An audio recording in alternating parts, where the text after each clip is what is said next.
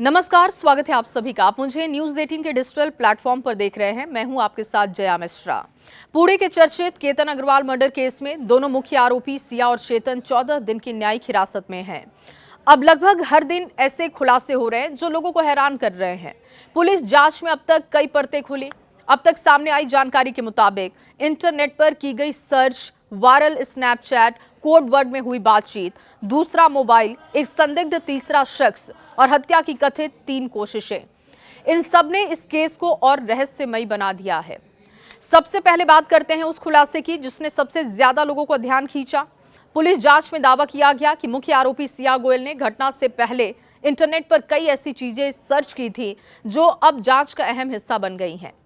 Police के मुताबिक सिया ने इंदौर के चर्चित राजा रघुवंशी हत्याकांड के बारे में जानकारी जुटाई थी और सिर्फ इतना नहीं, उसने ये भी सर्च किया था कि क्या पुलिस कस्टडी में महिलाओं के साथ मारपीट होती है। ये जानकारी उसके मोबाइल की सर्च हिस्ट्री से मिली है। यानी कि पुलिस अब ये जानने की कोशिश कर रही है कि आखिर इन सर्च के पीछे वजह क्या थी। क्या ये सिर्फ सामान्य इंटरनेट सर्च थे या फिर किसी बड़ी योजना का हिस्सा? इसका जवाब अभी जांच पूरी होने के बाद ही सामने आ पाएगा।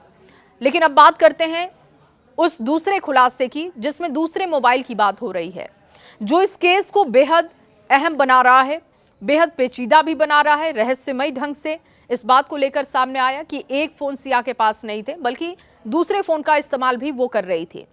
कुछ दिन पहले पुलिस सिया को उसके घर लेकर गई थी। उसके बेडरूम से एक और मोबाइल बरामद किया जाता है जिसे कथित तौर पर छिपाकर रखा गया था। इस फोन को अब फॉरेंसिक साइंस लैब भेजा गया है।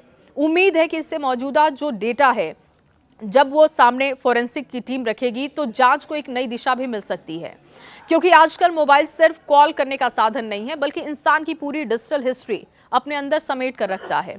अब आते हैं उस चैट पर जिसकी सोशल मीडिया पर काफी चर्चा हो रही है और इसने सोशल मीडिया पर काफी तहलका मचा दिया है।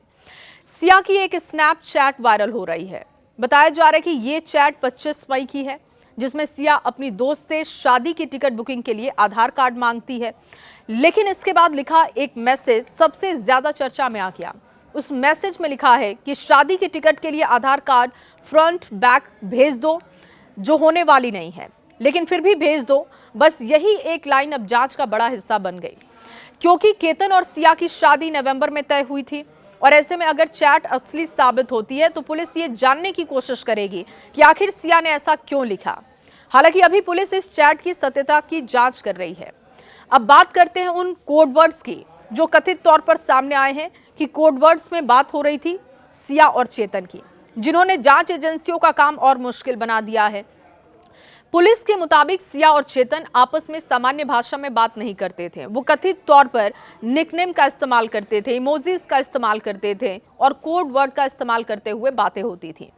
मोबाइल से डिलीट किया गया काफी डेटा रिकवर हो चुका है, लेकिन उसमें ऐसी सांकेतिक भाषा मिली जिससे समझने के लिए अब विशेषज्ञों की मदद ली जा रही है। यानी मोबाइल में सब कुछ मौजूद है, लेकिन उसका मतलब निकालना अभी बाकी है। अब इस केस में एक और नया नाम जुड़ गया है। सूत्रों के मुताबिक पुलिस ने बीट से एक युवक को हिरासत में लिया है। कहा जा रहा है कि इस पूरे केस में सिर्फ सिया और चेतन नहीं थे, बल्कि एक तीसरा शख्स भी था जो इस पूरी प्लानिंग को जानता था और उसका इस्तेमाल भी इस केस में किया गया है। यानी कि प्लानिंग के लिए, केतन के हत्याकांड के लिए उस तीसरे व्यक्ति का इस्तेमाल सिया और चेतन ने किया।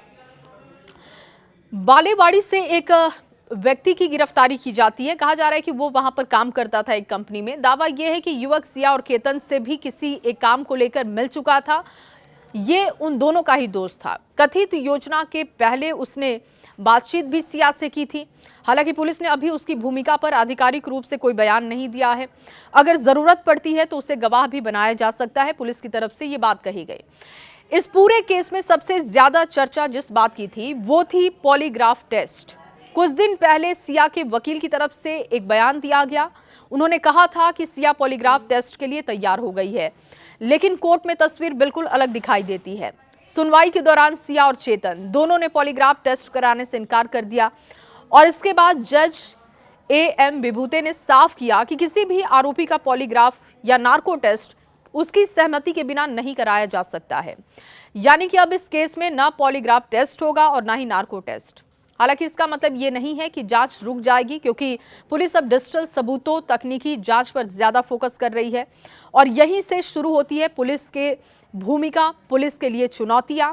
क्योंकि जो कोडवर्ड सामने आए हैं, जो डिजिटल एविडेंस सामने आए हैं, पुलिस अब उस पर ज्यादा फोकस कर रही है। फॉरेंसिक लैब उसको भेजा गया है और अब पुलिस के मुताबिक सिया और चेतन ने सामान्य भाषा की जो इस्तेमाल नहीं करके कोडवर्ड का इस्तेमाल किया है, उसको जांच का दायरा माना जा रहा है। जांच के दायरे में सबसे बड़े, कथित तौर पर कहा जा रहा है कि सबसे बड़े एविडेंस के तौर पर अब इसको लिया जा रहा है।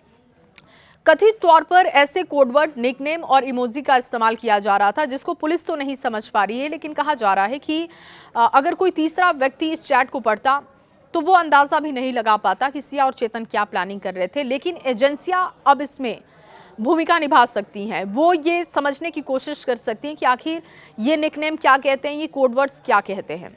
फॉरेंसिक एक्सपर्ट्स ने उस डेटा का बड़ा हिस्सा रिकवर भी कर लिया है। अब इन कोडवर्ड्स को समझने के लिए डिजिटल फॉरेंसिक और साइबर विशेषज्ञों की मदद ली जा रही है। पुलिस का कहना है कि अगर ये चैट और इनका मतलब समझ आ जाता है तो एक बड़ा एविडेंस उनके पास होगा। पुलिस ने सिया के घर से जो मोबाइल बरामद किया है उसका डेटा भी रिकवर किया जा रहा है और तीसरे व्यक्ति को लेकर जिसकी बीट से हिरासत में लेने की बात आई थी, उससे भी लंबी पूछताछ की गई है। पूरे टाइमलाइन को भी देखा जा रहा है। जब प्लानिंग की गई थी, 3 बार जो प्लानिंग फेल हुई थी सिया और चेतन की, उस पर भी जांच की जा रही है। सूत्रों के मुताबिक पुलिस ने जो बीट जिले से युवक को हिरासत में लिया, उससे भी लंबी पूछताछ की गई है, लेकिन उससे कुछ ज्यादा पुलिस पता नहीं कर पाई है और इसीलिए कहा जा रहा है कि हो सकता है कि उसको सरकारी गवाह बना दिया जाए। आने वाले दिनों में इस केस को क्या दिशा मिलती है, वो बहुत अहम कड़ी इसमें हो सकती है। पुलिस के सामने सबसे बड़ी चुनौती अब ये है कि वो कैसे इन डिजिटल एविडेंस का इस्तेमाल करती है ताकि वो सिया और चेतन को दोषी साबित कर सके। लेकिन सब कुछ अभी भी अदालत पर निर्भर है। अदालत की तरफ से जो भी फैसला होगा वही सर्वोपरि होगा। अदालत की तरफ से जो भी फैसला होगा वही सर्वोपरि होगा। हालांकि सीसीटीवी है, कॉल रिकॉर्ड है, गवाहों के बयान है, ये सब कुछ रिकॉर्ड किया जा रहा है। मजबूत कड़ियों में इसका इस्तेमाल हो रहा है, लेकिन आखिरी फैसला सिर्फ अदालत करने वाली है। इसीलिए कहा जा रहा है कि 14 दिन की न्यायिक हिरासत और उसके बाद क्या जानकारियां सामने आएंगी उस पर भी हमारी निगाहें होंगी। फिलहाल पुलिस कस्टडी से जो बातें सामने आई है, जो अपडेट रहे हैं, वो हमने आपके सामने रखे हैं।